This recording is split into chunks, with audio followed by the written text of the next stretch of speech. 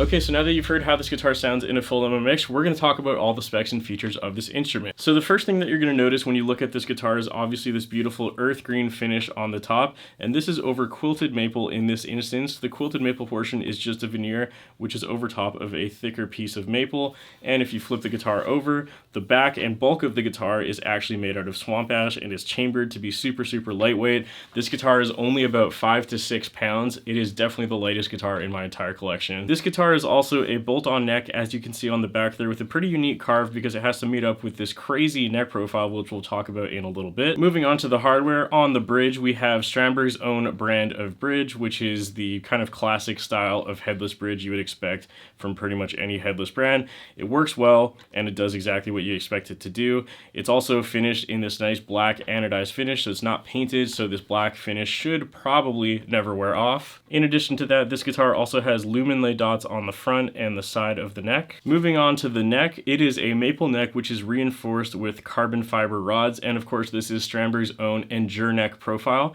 As you can see there, it is a very unique shape, so it's not rounded, it's actually angular, so it has like an angle there, flat part there, and then another angle there, which kind of makes it like a I don't know what you would call that, a parallelogram. I failed math. Flipping the neck back over, we have this beautiful piece of bird's eye maple for the fretboard. We have 24 stainless steel frets, and this guitar in particular comes with 9 to 84 for the strings that are provided. Last but not least, for the specs and features of this instrument is of course the pickups and hardware. So for the pickups on this guitar, we are looking at the Fishman Fluence Modern Alnico in the neck and the Modern Ceramic in the bridge. We have a 3-way pickup selector down here, so we got bridge, both in parallel or neck, and then we have a volume and a tone knob, both of which are push-pull knobs.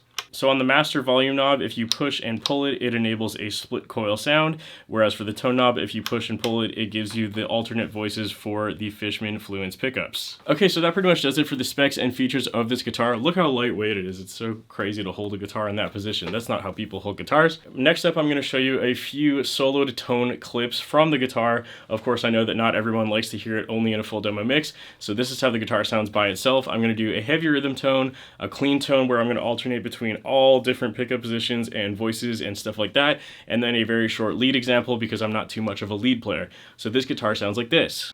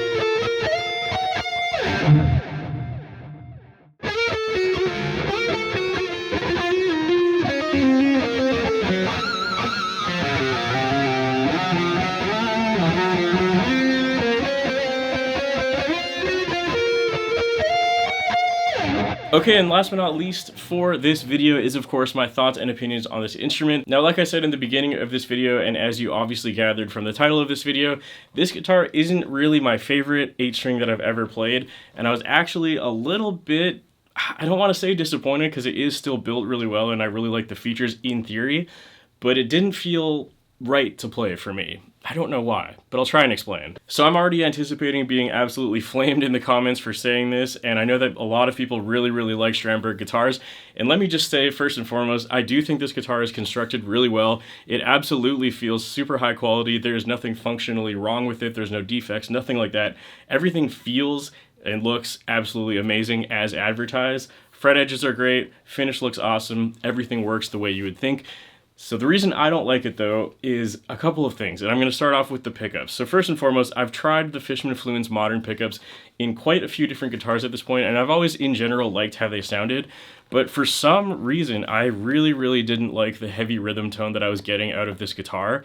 The only reason I can think of why that might be, and please correct me in the comments if I'm wrong, is I think that the actual position of the pickup, as you can see there, is a lot farther away from the bridge than I would normally expect on an 8-string guitar.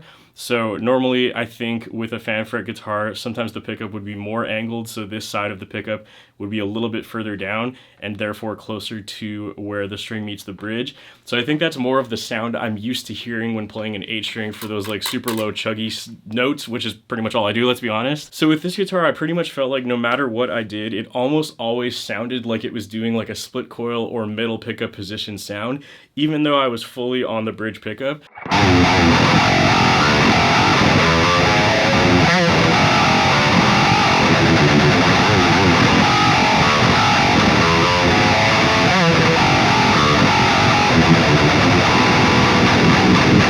So the only possible explanation I could think of for that was just the actual pickup of the position relative to the bridge. I'm just not personally a fan of. Again, for the type of music that I play, I understand that this guitar probably isn't really made for that, you know, deathcore kind of genre where you're mostly just riding the low strings and chugging really hard. So I understand that it's not really designed with that in mind, and it probably is made for a more articulate style of playing, which I think it does do a really good job at, obviously, as influenced by every guitarist ever that actually plays one of these properly. But yeah, that was the first and major thing that kind of bummed me out about this guitar, is I just really couldn't seem to get a heavy rhythm tone that I liked. And since that is like 99.9% of what I do, for me, that was a little bit of a buzzkill. The other thing that I wasn't a huge fan of was actually the endure neck profile, and I know that this is probably people's favorite part about the Strandberg guitars because the neck profile is so unique. Again, it's a little hard to show off on camera, but you can kind of see there, like basically the angle goes all the way up to there. And in theory, this is really cool, and I think for people who actually use all 8 strings and are kind of shredding all over the place, it's probably a pretty neat feature to have. But again, for my playing style, it just felt like very overkill and unnecessary, since most of the time I'm just doing low chuggy stuff and occasionally a little bit on the high strings, but not too much. So I noticed that jumping to like the 12th fret, for example, over there on the low strings, for some reason, the way that the position on the endure neck of my thumb, it almost felt like it was pushing it up. Like I noticed whenever I tried to do like bends over there, you can actually see my thumb creeping up over the back of the guitar, which I think I do pretty much all the time, but because of the angle of the neck, since it's such a sharp angle, it actually felt like my thumb would like slip over the neck a lot easier, which I don't really like personally. Again, you could maybe chalk that up to me not having the greatest technique, and maybe that's something that I need to work on. And hey, in that case, maybe it's actually a good thing that I have this guitar, because maybe it'll force me to correct that bad habit. I'm not really sure, but in first impressions, every time I went up to do like that high stuff there, you can immediately see my thumb creeping over the edge, which is a little bit uncomfortable, especially with an 8-string neck since it's so wide. You know, it's just not a comfortable playing position. And again, that might be a user error. I'm not really sure. But yeah, those are really the only two things that I didn't like about this guitar, which kind of was a bit of a buzzkill because I was really excited to play this one initially. Strandberg has been something that I've been interested in for a long time, and I've only tried them out here or there at music stores very briefly. But as you all know, when you actually get a guitar into your house and plug it through your own gear, that's really when you get the feel for it. So I don't know, it was just not really what I expected, as I guess the best way to put it. And again, I do want to emphasize that this is no reflection on Strandberg or Sweetwater or anything like that. This is purely just me personally not really jiving with this guitar, but the actual construction, look, feel, and finish of this guitar is still awesome. So if the Strandberg is something you're interested in, I think you'll probably still like it, but those are two things that I would keep in mind. So if you're a player more like me, it might not be for you. It's kind of funny because I was talking to my bandmates about this earlier, and because we play 8-string guitars, we get this weird response all the time from people who have never played an 8-string before. They're like, oh, like I feel like playing an 8-string would be so confusing because it would throw me off or whatever. Or a fan fret guitar would throw me off because everything's in a different place. And I've personally never noticed that. No matter how many strings or how extreme the fan was, I pretty much always adapted pretty quickly. But with this one, this was the first time where I actually felt like that, where when I was playing it for the first like couple of hours, I was like, what am I doing? It's very different than any other guitar in my collection and any other guitar that I've owned, and that is for sure. Again, whether that's a good thing or a bad thing will very much depend on you. I think for most people, you'll probably like it. If you play the style of music that I play primarily, I don't know, maybe not. So that's pretty much all I have to say. If you're interested in getting one of these for yourself or pretty much any other guitar under the sun, you can find this guitar as well as a bunch of other music gear over on Sweetwater's website, which is going to be linked in the description and the pinned comment below. Again, a massive thank you to Sweetwater for sponsoring this video and for sending this guitar over to me. Hey, maybe in the future I'll do a follow-up video on this after I get used to it a little bit more. Maybe I'll end up liking it down the road, but that's kind of where I'm at with this guitar for now. Last but not least, of course, a massive thank you to all my Patreon members whose names are on the screen at this point in time. If you are interested in audio downloads, guitar tabs, stems, or a shout out on the screen wherever applicable, please go check out the Patreon page. It's also linked in the description below.